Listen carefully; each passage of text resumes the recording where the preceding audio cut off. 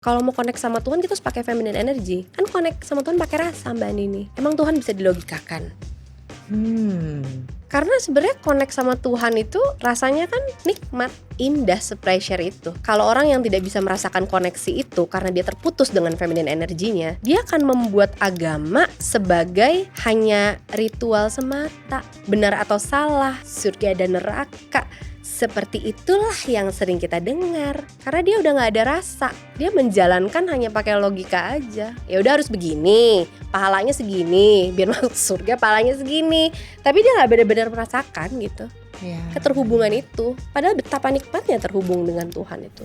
Kebutuhan manusia yang terutama itu saya katakan adalah bertemu dengan penciptanya. Karena ketika manusia itu bertemu dengan penciptanya, tentu secara pengalaman rohani, kemanusiaannya mulai diutuhkan. Isu identitas Betul. itu juga kuat sekali gitu kan. Itu gimana Bang melihatnya sebagai seorang Christian dan bisa ngebawa umatnya tuh lebih ngelihat humanity dalam perbedaan yang begitu luas ini? Sebagai orang Kristen, terutama di Indonesia misalnya, yang sering kita umat Kristen itu tenggelam di dalamnya adalah status minoritas mayoritas gitu kan. Dan akhirnya status itu membuat kita melihat mayoritas sebagai orang yang dicurigakan. Tuh, oh ini kayaknya bakal meminoritaskan. Saya melihatnya kami yang jumlahnya lebih kecil jangan tenggelam dalam status terminoritaskan. Kalau tenggelam dalam status terminoritaskan, posturnya itu hanyalah mau bertahan gitu ya. Dan akhirnya tidak bisa mengadakan dialog, pembicaraan persahabatan, membangun jembatan dengan teman-teman yang mayoritas yang juga banyak melihat ini sebenarnya nggak benar gitu. Status terminoritaskan dan termayoritaskan itu. So mindsetnya. Ya.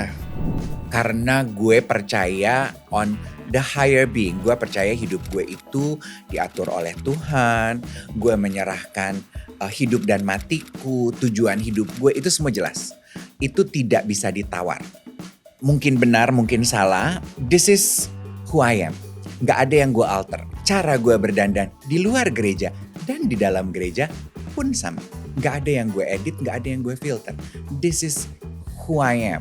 Gue yakin seyakin-yakinnya Tuhan gue menerima gue apa adanya gue. Itu gue yakin. Itu I 100% believe. Nothing a human being on this earth can say yang akan menggoyahkan rasa percaya gue terhadap hal itu. Aku tahu kamu siaran radio, which is benar 97 kan. Terus kamu masih eksis sampai sekarang, babe. Itu juga kemurahan Tuhan sih. How do you stay relevant? Karena tidak ada yang kebetulan di dalam hidup gue. Semua itu diatur sempurna. Kalau bukan karena dia sayang sama gue, ya apa, Bo? Gue tanya coba. Ya apa? Hidup itu adalah kemurahan Tuhan. Dalam arti gak ada jaminan di dalam hidup lo. And all by the grace of God. Jadi ada anak muda, pernah saya ngasih tahu, kamu galau gimana?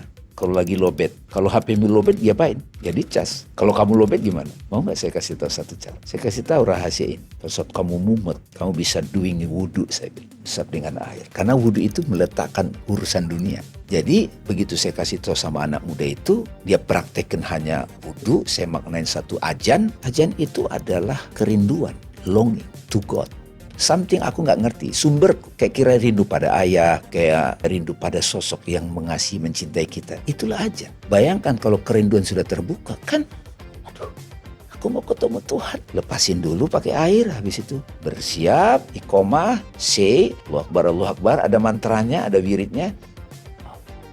Itu enak banget. Kamu pernah gak nanya kenapa posenya begini? This is surrender.